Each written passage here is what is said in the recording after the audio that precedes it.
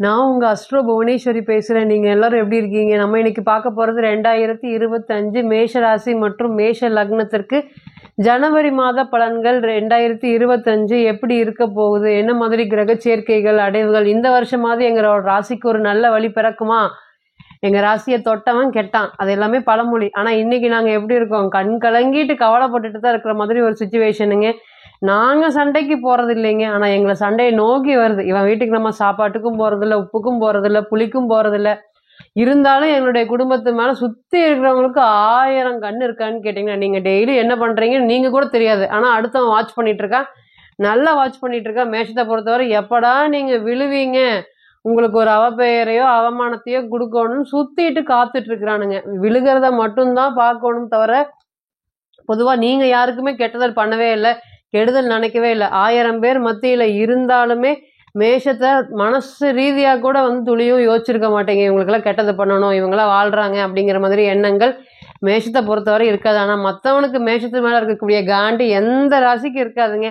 அந்த அளவுக்கு பாத்தீங்கன்னா பெரிய காண்டு, கண் திருஷ்டிகள் ஏராளம். இன்னைக்கு எல்லாருக்குமே நல்லதா சொல்லிட்டு இருக்கீங்க, ஆனா எங்க ராசிக்கு ரொம்ப கஷ்டமா இருக்கா அப்படின்னு கேட்டீங்கன்னா இருக்கு. இன்னைக்கே 7.5 சனி மாதிரி ஒரு தாக்கம் வந்துருச்சு அப்படின்னு கேட்டீங்கன்னா, சனி பகவான் ராசியை பார்க்கறதுனால இன்னைக்கே கஷ்டப்பட வேண்டிய சூழ்நிலைகள் வந்துருச்சா? தன்மானமா சிங்கம், ஏன்னா உங்களுக்கு எல்லாருக்குமே தெரியும் மேஷத்தை பொறுத்தவரையும் சிங்கம் தன்மான சிங்கம்னு சொல்லக்கூடிய ராசி.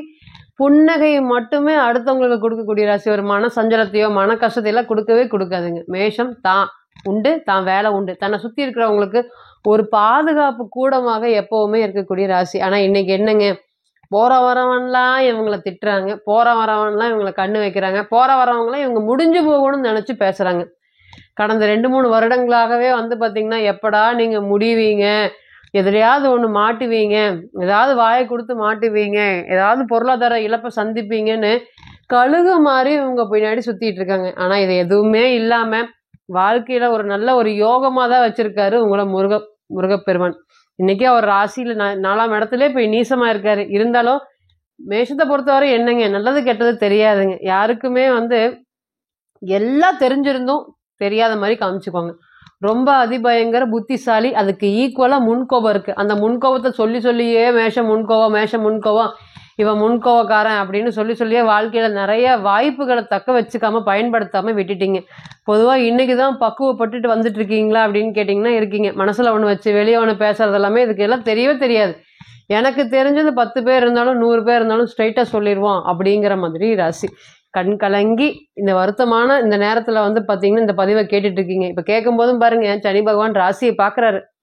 என்ன நடக்க போதோ, 7.5 சனி நம்மளுடைய பெரிய பாதிப்பை ஏற்படுத்துதோ, வந்துட்டு காமிச்சிட்டு போன ராகு பகவானோடைய பிடியிலிருந்தே இன்னும் நாங்க மீண்டு வெளியே வரலைங்க, என்னங்க நீங்க சொல்றீங்க அப்படிங்கிற மன கவலைகள் கஷ்டங்கள் இருக்கு. இன்னைக்கும் 7.5 சனியை பார்த்து பயப்படாத ஆளே இல்லை. இன்னொரு பக்கம் என்ன நினைப்பாங்க தெரியுங்களா, நாங்க ராகுவே பார்த்துட்டு வந்துட்டோம், இந்த சனீஸ்வர பகவான்ல நாங்க சமாளிச்சிடும் அப்படிங்கிற தைரியம் தன்னம்பிக்கை அதிகமா உடைய ராசி.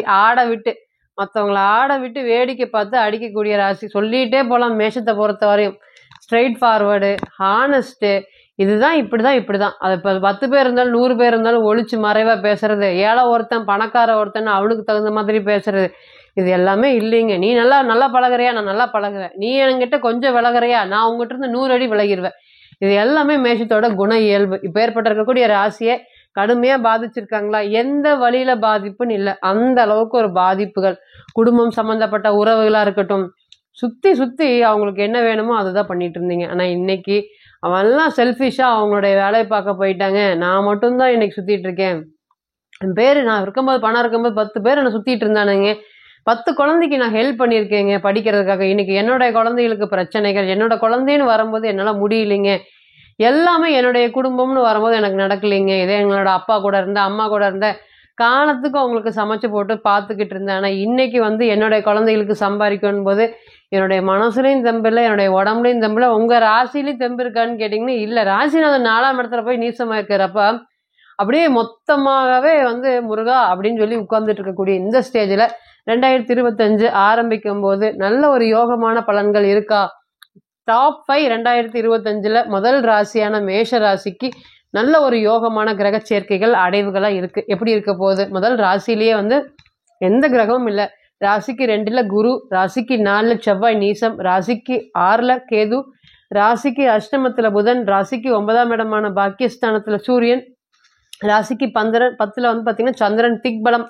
அதே போல சனி மற்றும் சுக்கிர பகவான் முதல் தர யோகமான சனி சுக்கிரன் கிரக சேர்க்கையில் ராசிக்கு 11ஆம் இடமான லாபஸ்தானத்தில் அமர்ந்திருக்கு. இதுக்கு மேல என்னங்க வாழ்க்கையில வேணும்? சனி சுக்கிரன் கிரக சேர்க்கைகள் வருடத்திற்கு ஒரு முறை தான்.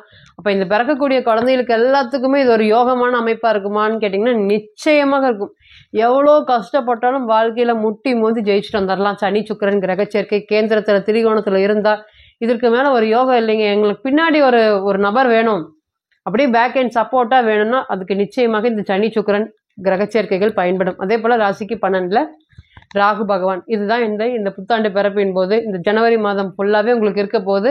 அதே போல 10ஆம் தேதிக்கு மேல 10/1/2025க்கு மேல சூரியன் 10ஆம் இடத்தோடு திக்பலத்தோடு சம்பந்தப்பட போறாரு. அதே போல புதன் ரொம்ப நாளா 6ஆம் அதிபதினு சொல்லக்கூடிய புதன் 8லேயே இருந்து வக்ரமாயி திரும்பி நார்மலாகி இன்னைக்கு வந்து 10/10க்கு மேல வந்து பார்த்தீங்கன்னா புதன் பகவான் வந்து ராசிக்கு 9ஆம் இடமான பாக்கியஸ்தானத்துக்கு பயிற்சி அடை போறாரு.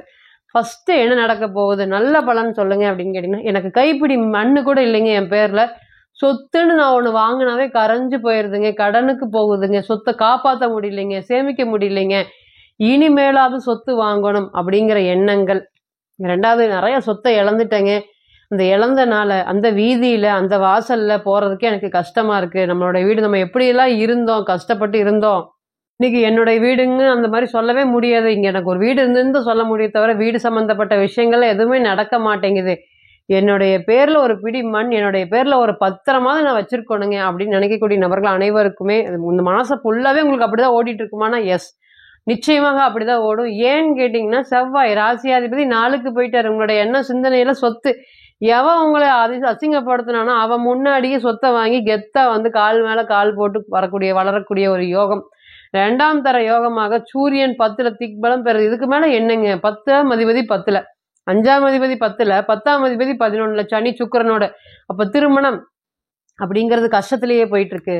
திருமண வாழ்க்கைங்கிறது ப்ராப்ளம் ஆயிட்டே இருக்கு. யாரோ வந்து எங்க வீட்டுல பஞ்சாயத்து பண்றாங்க. பொதுவாக உங்களுக்கு எல்லாருக்கும் தெரியும், மேஷத்துல வந்து தன்னுடைய குடும்ப விஷயத்துல மற்றவங்க யாரு தலையிட்டாலும் மேஷத்துக்கு பிடிக்கவே பிடிக்காதுங்க. தன்னுடைய குடும்பத்தை நான் பார்த்துக்கிறேன், உன்னோட குடும்பத்தை நீ பார்த்துக்கன்னு சொல்லுவாங்க. இதற்கு யாருங்க, போன வந்தவன்லாம் வந்து அட்வைஸ் பண்ணிட்டு போற அளவுக்கு மேஷத்தோட நிலைமை இருந்துச்சு.